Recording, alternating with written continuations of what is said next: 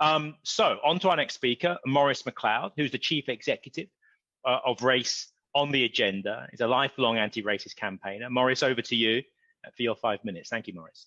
Well, thank you, Clive, and hello everyone. Look, our democracy's got a problem.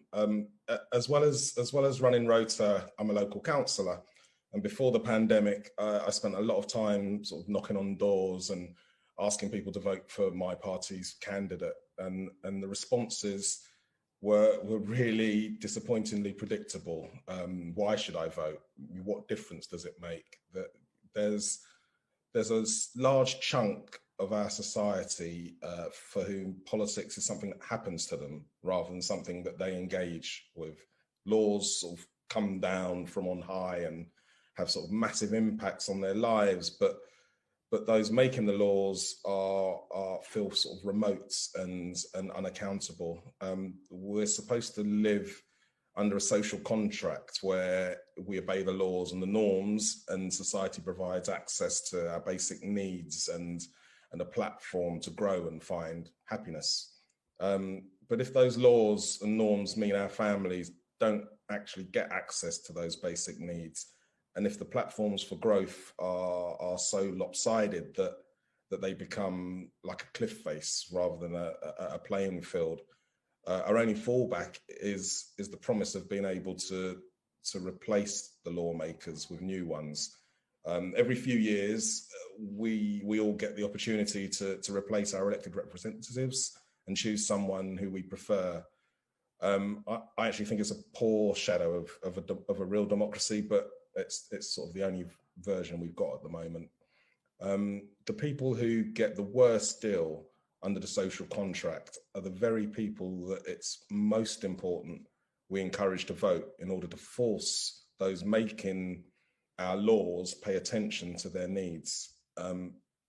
That's why the government's proposed electoral integrity bill is so concerning. It's a solution that's looking for a problem. As has been said by Clive and everyone else, there was only one case of voter impersonation in the 2019 election that would have been prevented by voter ID. That's out of 32 million votes. And as has been said, a much bigger problem for our democracy is the one in 3 people who don't vote at all. That's not even to mention the people who aren't registered. I'd argue this is where our energy should be focused. We need to create politics that everyone feels part of, but instead it seems we're looking for more ways of excluding people. For many on this call, the idea of providing voter ID when voting must seem like a non-issue. We have our driving licenses and our wallets and our passports sort of waiting at home for whenever we can make a foreign trip. But as has been said, 11 million people in the UK, that's more than 1 in 5 of the electorate, don't have any form of voter ID.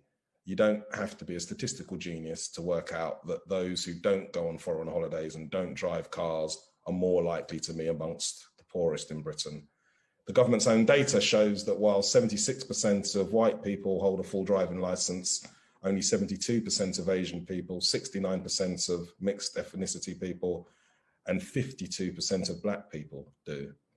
And while ministers have promised free ID cards from local councils on advanced request, this represents yet another bureaucratic barrier and will put many off voting.